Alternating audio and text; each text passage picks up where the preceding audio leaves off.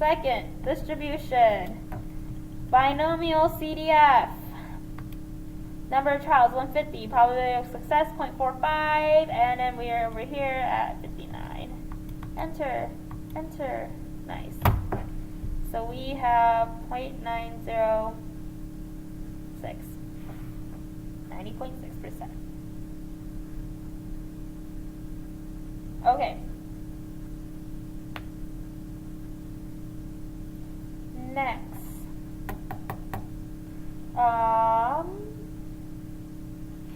6.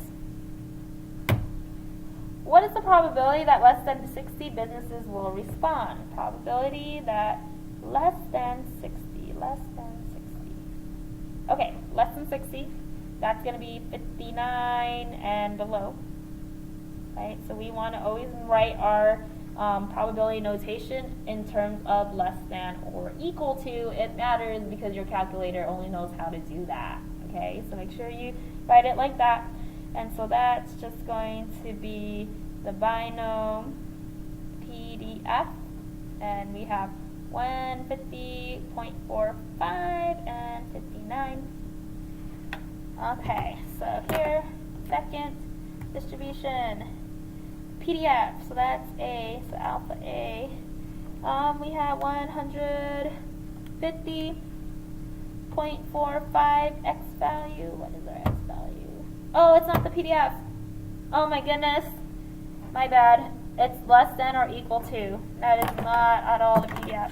So let's just make that fix. We have to use the CDF, right? CDF because it's less than or equal to. So then we start all over. So second distribution, CDF. Oh, this is not cooperating with me. Let's try this again. Second distribution. Oh, I see what's happening.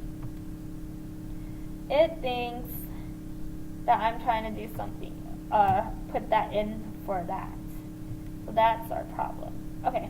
Let me just get out of there. Okay.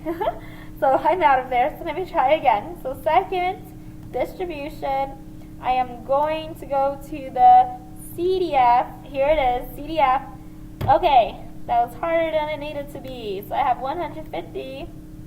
P is 0.45 and our x value is 59. Enter, enter, enter. Okay, we have 0.094. I'll just stop it there. 7. What is the probability that greater than 60 businesses will respond? Probability that greater than 60. Astrid, Ruda, Virginia. Astrid, Ruda, Virginia. Please come to the front desk. Okay, so probability that x is greater than 60. We have to rethink that, right? 1 minus the probability that x is less than or equal to 60. So 1 minus the binom CDF. N is 150, P is 0.45, and K in this situation will be 60. Okay.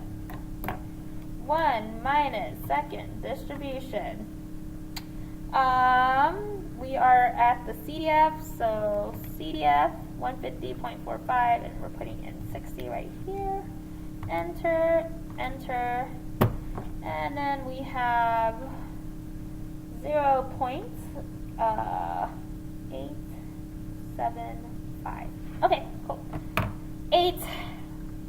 What number of surveys would you have to send out if you wanted to be able to expect to get 90 back? Okay. Think about your equation here. So expect to get back, if we expect to get 90 back. So this is how you find your expected value when you have a binomial distribution. So your expected value or your mean of x is n times p. I specifically want to have 90 back, right? I specifically want to have 90 back. And so that's what I want to expect to have back. And so I want to plug in 90 as that. How many do I need to send out? That's what n is going to be, and the probability of success is 0.45. And now it's just algebra. 0.45, 0.45, and will equal 90 divided by 0.45, 200. Yay, that's it. Okay, if you have questions about that one, make sure you ask, right? So that's like a popular question that they like to have when you are working with expected values, right? So we want our expected value to be 90, so 90 is going to go in there. Probability of success is still the same. What does n need to be so that we can force that to be 90, right? That's essentially what happened. Okay, this one. What is the probability that between, this is the first time we had a between question. So what is the probability that between 50 and 70 businesses will respond? Okay, so let's write that out. Probability between 50 and 70. Okay, everything is in terms of greater than or less than or equal to, right? So let me rewrite that. That's the same as saying this. Right, I'm saying the exact same thing here.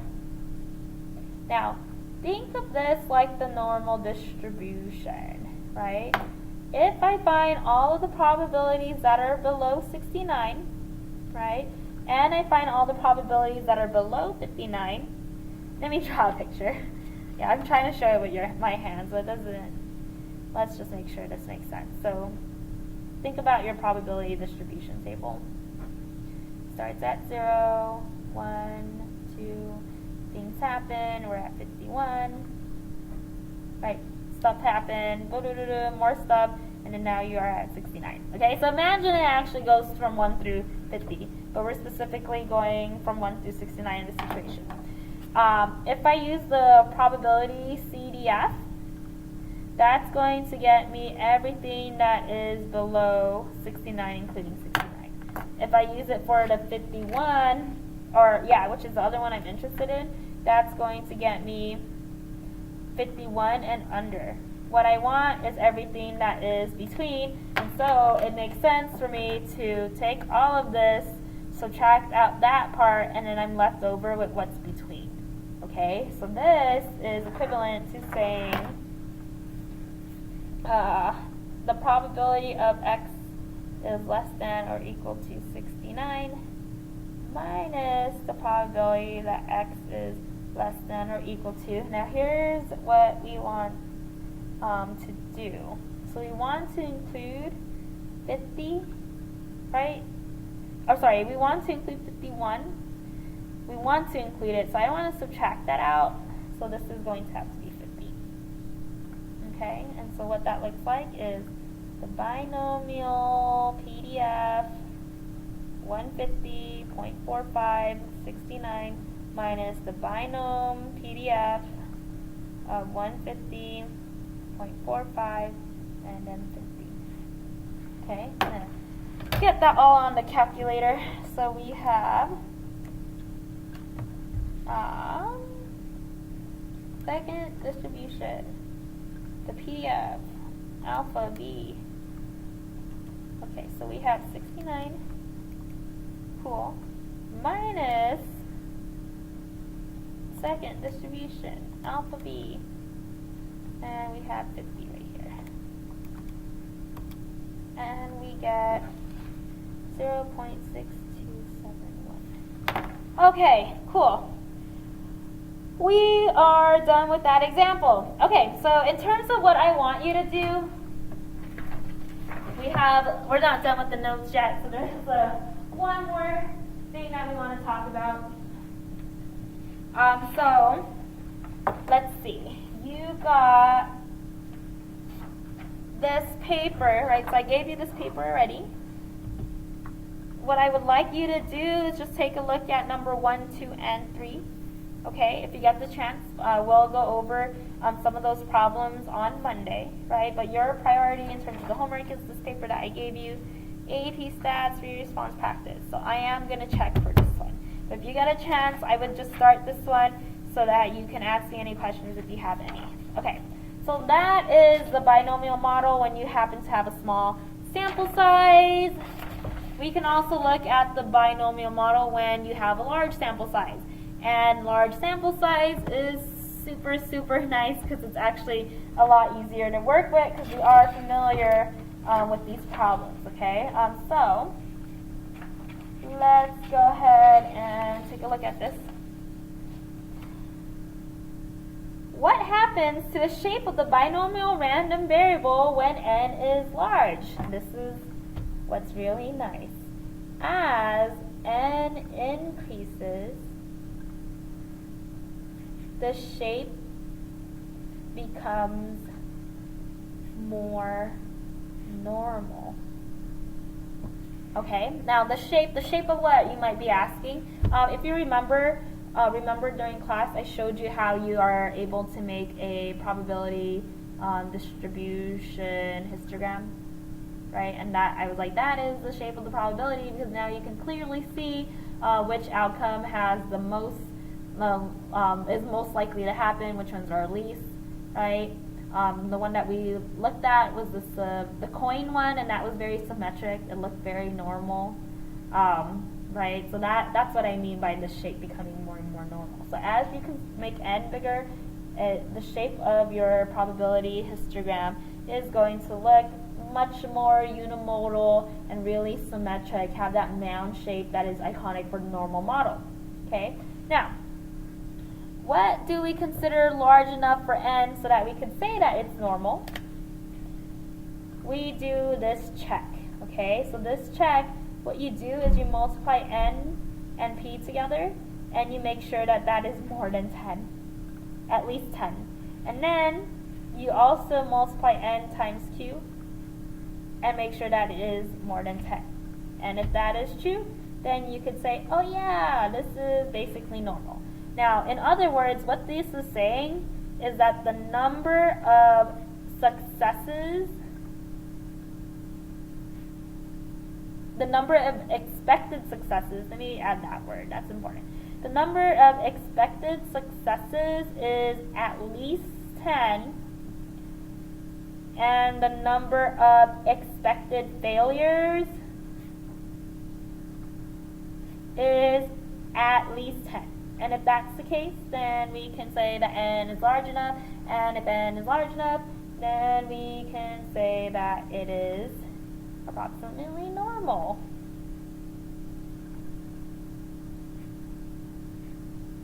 And if we can say that it is approximately normal, right? So if we don't have anything that says that it is normal, we want to be really careful. Like if we do our check and we see that n is big enough, then we could say, oh, then that means that this distribution is approximately normal, and what can happen is we can use something called the normal CDF.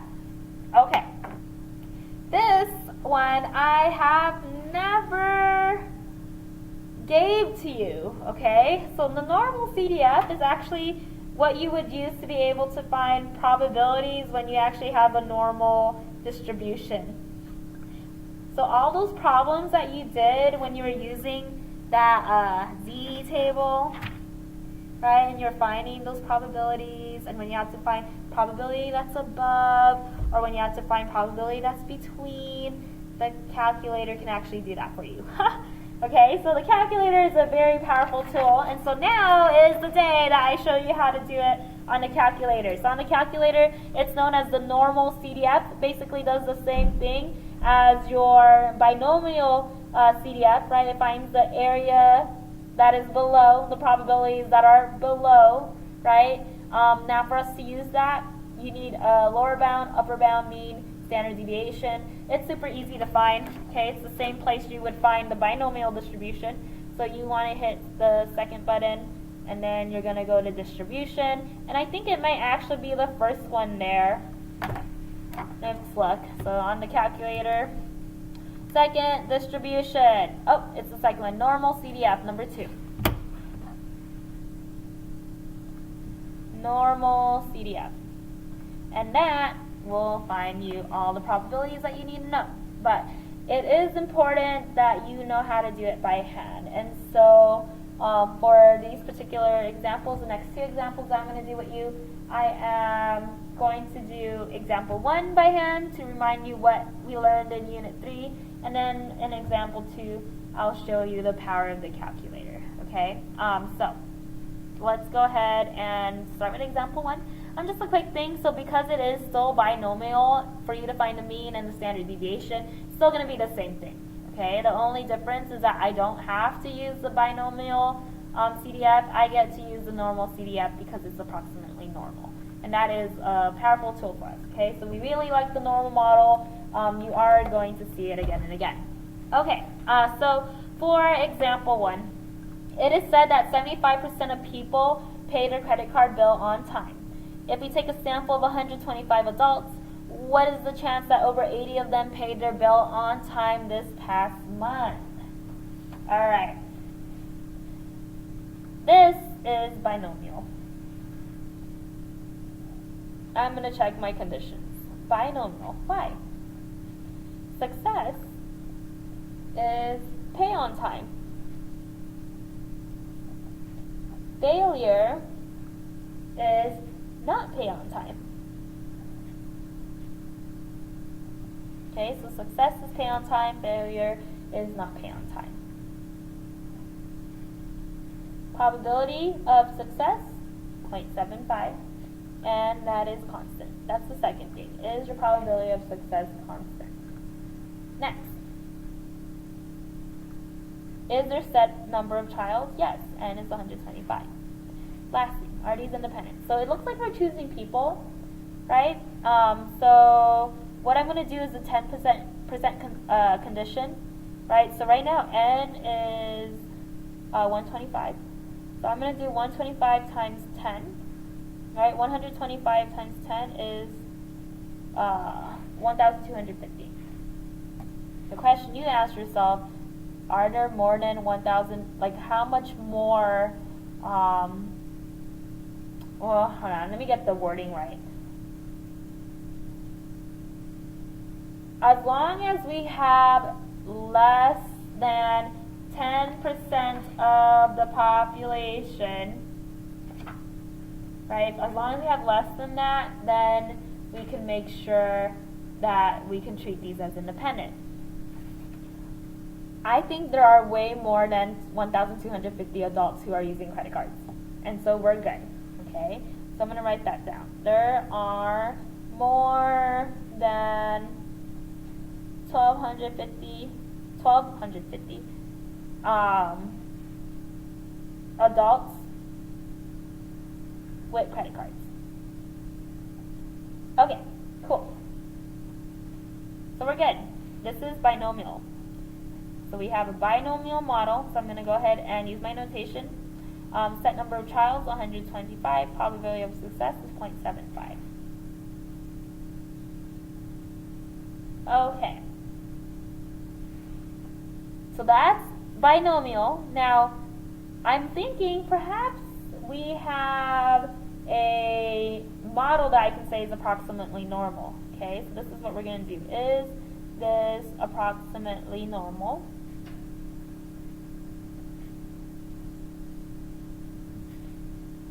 Okay, and how to check that. So here's the check. So n times p, 125 times 0.75, is that at least 10? Yes. Is 125 times 0.25 success of not paying on time more than 10? I promise you it is. And at that point, we can say yes. This is going to be approximately normal. And so now I can use my normal distribution. 90, my normal distribution. Now for me to be able to use my normal distribution, what needs to happen is I need the mean and the standard deviation. Okay, so first, right, because if you remember normal, I need mean and I need standard deviation. So for me to find the mean of x is just n times p. So that's 125 times the 0.75. And when you do that, that's going to be 93.75. Okay, now standard deviation, again, follow that formula. N times p times 1 minus p.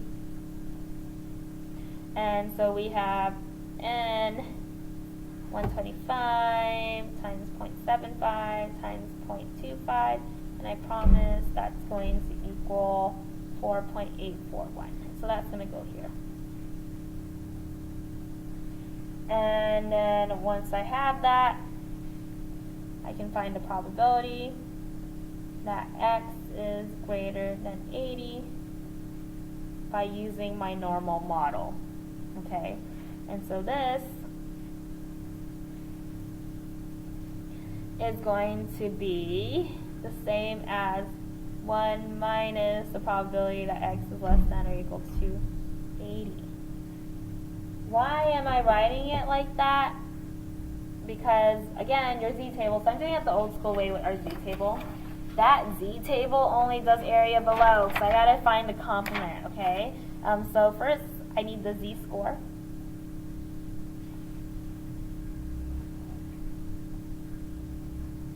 So z is equal to 80 minus the mean, 93.75, over the standard deviation, 4.841. Okay, so with the calculator, let's go ahead and figure out what my z-score is. So we have 80 minus 93.75, divide all of that by 4.841, and we have negative 2.84.